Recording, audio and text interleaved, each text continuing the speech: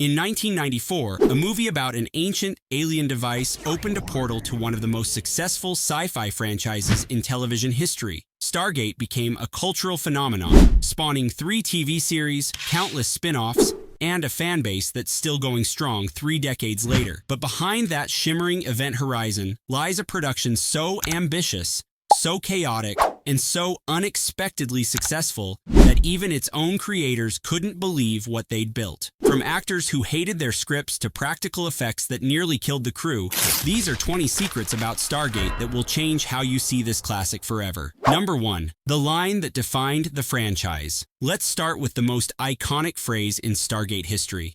Chevron 7 locked wasn't just a throwaway piece of technobabble. It became the single most recognizable soundbite of the entire franchise. Every time that gate dialed up, audiences waited for those 3 words like a musical crescendo. The phrase was so perfectly constructed that the TV series repeated it in nearly every episode for 10 seasons straight. It's the sci-fi equivalent of "Beam me up, Scotty," except this one was actually said to make the gate itself work. Number 2. The Stargate itself weighed over 60,000 pounds. When production designer Patrick Tatopoulos designed the Stargate, he didn't mess around.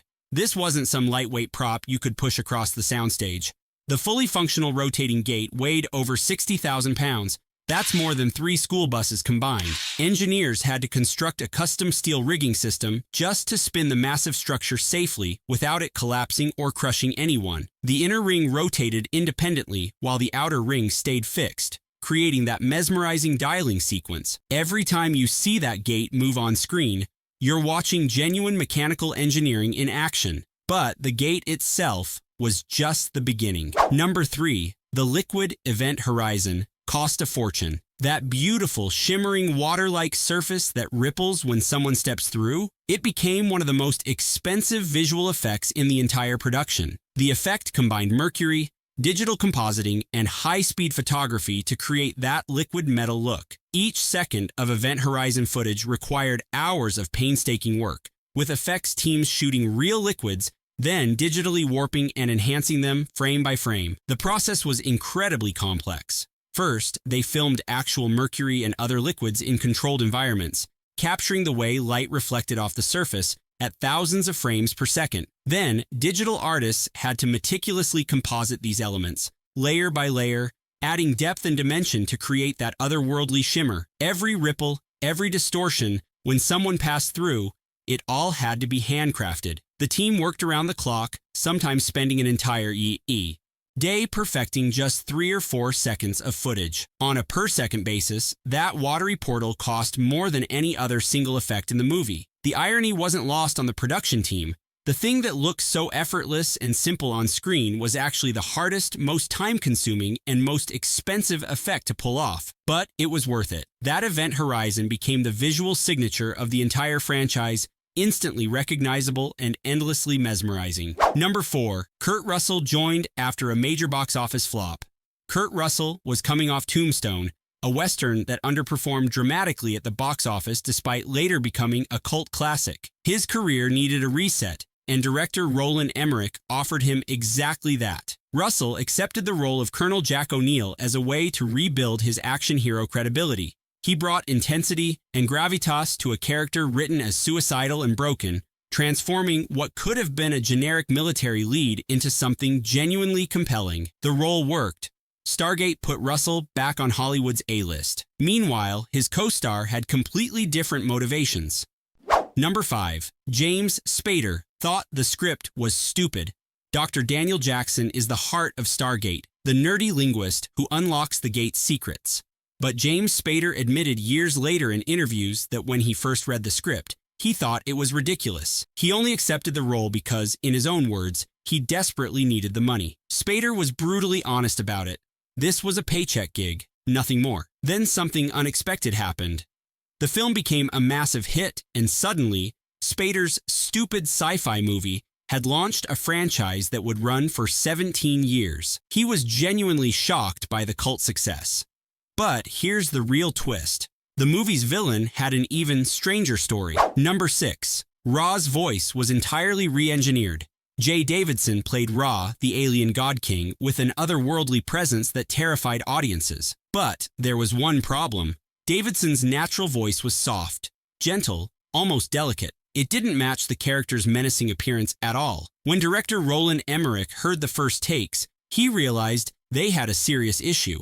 Here was this imposing figure dripping in gold, radiating power and ancient malevolence, and he sounded like someone whispering bedtime stories. So sound engineers went to work, digitally pitching down his voice and adding layers of electronic warping to create that eerie, resonating, godlike tone. They experimented with multiple techniques, layering Davidson's voice with deeper recordings, adding reverb and echo effects, manipulating frequencies to create an inhuman quality. Every single word Ra speaks was heavily manipulated in post-production, sometimes requiring dozens of passes to get the perfect balance of threatening and alien. The transformation was remarkable. Davidson's soft-spoken delivery became something genuinely unsettling, a voice that sounded both ancient and technological, human and utterly foreign. The result is one of the most memorable villain voices of the 1990s, and it's almost entirely artificial. Most viewers assumed Davidson simply had that incredible voice naturally. The truth? Without those sound engineers working overtime in post-production, Ra would have sounded nothing like the terrifying God King audiences remember. Number 7. The movie originally had a much darker ending. In early drafts of the screenplay, Ra didn't die in that spectacular nuclear explosion. Instead, the script showed him escaping Earth at the last second, retreating into space with the clear implication that multiple alien gods were still active across the galaxy. This darker, more open-ended finale would have positioned Stargate as the first chapter in a much larger story. Test audiences hated it. They wanted closure, a clean victory. So the ending was rewritten to show Ra's ship exploding in orbit, seemingly destroying him forever. Of course, the TV series later brought back the idea of multiple system lords anyway. But at the time, that twist was considered too risky. Number 8. A UCLA linguist rebuilt the ancient Egyptian language. Roland Emmerich wanted the Abydonian natives to speak authentic ancient Egyptian, not just made-up gibberish. This was a bold choice. Most sci-fi films of the era would have simply invented a fake-sounding language and called it a day. But Emmerich was determined to ground his film in real historical linguistics, even if most audiences would never know the difference. So, he hired Dr. Stuart Tyson Smith, a UCLA linguist specializing in ancient Egyptian phonetics and archaeology. Dr. Smith faced an enormous challenge. Ancient Egyptian hasn't been spoken as a living language for over 1,500 years. Hieroglyphics don't include vowels, so scholars can only make educated guesses about how words actually sounded.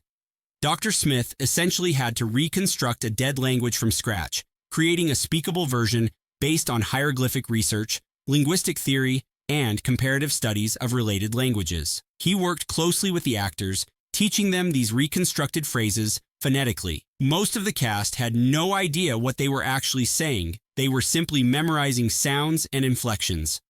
Alexis Cruz, who played Skara, spent weeks drilling pronunciation with Dr. Smith to make sure every syllable felt natural. The dialogue coaches had to ensure the actors weren't just reciting words mechanically, but delivering them with genuine emotion and intention, even without understanding the literal meaning. It's one of those invisible details that most viewers never notice, but it adds a layer of authenticity that elevates the entire film. Linguists and Egyptologists who've watched Stargate have praised the effort, noting that while it's not perfect, how could it be?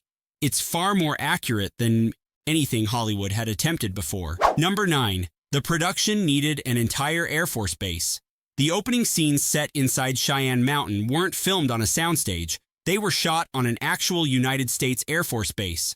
Getting this kind of access wasn't easy. It required months of negotiations between MGM and the Department of Defense, with the studio having to submit detailed scripts and storyboards for approval. The military wanted to ensure they be portrayed professionally and heroically, not as incompetent bureaucrats or trigger-happy warmongers. Once approval came through, the USAF granted unprecedented access to the production. They provided real F-15 fighter jets, military personnel as extras, and genuine equipment that would have cost millions to replicate. Active duty Air Force members appeared in uniform throughout the film, lending an authenticity that trained actors simply couldn't match. The production was allowed to film in secure areas that civilians rarely see, capturing the institutional atmosphere of a real military installation. It was one of the largest military collaborations of any 1990s film. This relationship continued into the TV series, with the Air Force even consulting on storylines for accuracy and occasionally providing additional resources for filming. Stargate SG-1 became one of the few shows in television history to receive ongoing military cooperation, with real Air Force officers reviewing scripts and offering technical advice. It was a partnership that benefited both sides. Number 10. The pyramid shots used car-sized miniatures. When you see those sweeping shots of pyramids rising from the desert sands, you're not looking at CGI. Those are massive, intricately detailed physical miniatures, some the size of actual cars. Model makers spent months crafting these structures, adding weathering, texture, and realistic lighting. They were then shot using motion control cameras that could recreate the same smooth movements multiple times. The result looks more real than most computer-generated imagery of the era, because at some level, it is real. And speaking of practical effects, the costume department created something equally impressive. Number 11. Ra's guards' glowing eyes were practical, not digital. Those creepy Horus guards with glowing eyes weren't a post-production effect. They were practical. Costume designers installed tiny hidden light bulbs inside each helmet, powered by battery packs hidden in the actors' costumes. It looked incredible on camera, but it was absolute torture to wear. The helmets had almost no ventilation, and the lights generated significant heat. Actors inside those suits regularly overheated, nearly fainting between takes. Some required medical attention for heat exhaustion. It was authentic suffering for authentic-looking effects, and the original cut of the film showed even more suffering. Number 12. The film was almost rated NC-17. The original rough cut of Stargate included significantly more graphic violence. Ra's executions were bloodier, the battle scenes more brutal, and certain torture sequences far more explicit. When the MPAA screened this version, they warned that it was tracking toward an NC-17 rating, the commercial kiss of death. MGM panicked. An NC-17 would have destroyed the film's box office potential, limiting its audience and theater distribution. Emergency editing sessions followed, cutting and trimming violence throughout the movie. The theatrical release barely squeaked by with a PG-13, but all that editing took a toll on someone unexpected. Number 13. Jay Davidson quit acting after this movie. Jay Davidson had become famous just 2 years earlier with an Oscar-nominated performance in The Crying Game. Stargate should have been his next big step. Instead, it became his final major film. Davidson later revealed that playing Ra emotionally and physically drained him beyond anything he'd experienced. The heavy makeup, the claustrophobic costumes, the demanding shoot in brutal heat, it all became too much. He was only 26 years old when he decided to retire from acting altogether. Stargate was his swan song, and most fans never even realized it. Meanwhile, other actors faced their own physical challenges. Number 14. The jackal head masks took 6 hours to put on. Those incredible Anubis and Horus Guard helmets weren't simple masks. They were sophisticated pieces of animatronic engineering. Each helmet contained hydraulics, servos, and moving parts that allowed the jaws and facial features to move realistically. Just putting one on required a team of technicians and took up to 6 hours of careful assembly. Once they were on, actors couldn't remove them easily, meaning bathroom breaks became logistical nightmares. These were some of the most complex practical prop designs of the decade, requiring constant maintenance and adjustment. And they had to survive some of the harshest filming conditions imaginable. Number 15. The desert was super hot. Filming in the California desert pushed everyone to their physical limits. Temperatures regularly reached 120 degrees Fahrenheit, 49 degrees Celsius. It was so hot that plastic water bottles melted if left in direct sunlight. The solution? Crew members started burying bottles in the sand to keep them cool enough to drink. Cameras jammed from the heat. Film stock warped.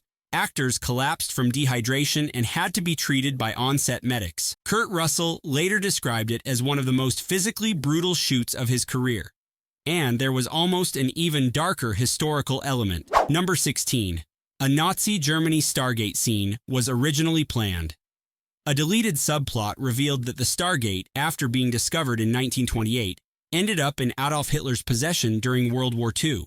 The scene showed Nazi scientists trying desperately to activate the device, hoping to use it as a weapon. Allied forces recovered the gate in 1945 and transported it to the United States, where it remained classified for decades. Test audiences found the Nazi connection too dark and distracting from the main story, so the entire subplot was cut. Only fragments remain in the novelization. But despite these cuts and concerns, something unexpected happened. Number 17. The movie wasn't expected to succeed. MGM executives predicted Stargate would be a modest sci-fi curiosity, maybe making back its $55 million budget if they were lucky. Instead, the film became a global phenomenon, earning over $196 million worldwide. It beat out major blockbusters and became one of the top-grossing films of 1994. Audiences connected with the blend of science fiction and ancient mythology in ways nobody predicted. The film found massive audiences in Europe, Asia, and South America, markets where sci-fi traditionally struggled. MGM suddenly realized they had something much bigger than expected, but they still had no plan for what came next. Number 18. The TV series was not planned. When Stargate premiered in October 1994, there were zero plans for sequels, spin-offs, or television adaptations. Roland Emmerich and producer Dean Devlin considered it a standalone story, complete and finished. But the film's unexpected success forced MGM's hand. 4 years later, Stargate SG-1 premiered, completely reimagining the property for television. The TV series would run for 10 seasons, spawn 2 more series, and create a mythology far more complex than anything in the original film. It became one of the longest-running sci-fi franchises in television history, and it was never supposed to exist. Some ideas from early drafts did eventually make it to the screen. Number 19. An early draft added more parasite species beyond Ra. The original screenplay contained hints of a much larger universe. Writers included references to an entire hierarchy of alien overlords, multiple species, multiple factions, all using ancient mythologies as cover. Ra was just one player in a massive galactic power structure. This concept was mostly cut from the theatrical release, mentioned only briefly, if at all. But years later, Stargate SG-1 brought it all back, introducing the Goa'uld system lords, the Tok'ra resistance, and a complex political landscape spanning the galaxy. The TV series essentially built its entire mythology from these deleted concepts. And finally, one of the most impressive technical achievements. Number 20. The film had to invent a new type of sandstorm machine. Real desert sandstorms are unpredictable, dangerous, and impossible to control for filming. So when the script called for massive sandblasting sequences, the special effects team had to engineer something from scratch. They built giant industrial turbines capable of blasting tons of sand at hurricane-force winds, all while keeping actors safe and cameras protected. These machines had never been built at this scale before. The resulting footage, actors fighting through blinding sandstorms, looks completely authentic because at some level, it was. The sand hitting them was real. The wind was real. Only the control was artificial. Stargate took enormous risks, suffered brutal production conditions, and defied every expectation Hollywood had for it. 3 decades later, it remains a masterpiece of practical effects, world building, and pure imagination. If you learned something new, hit that like button. Subscribe for more deep dives into the films that defined a generation. And remember, Chevron 7 is always locked.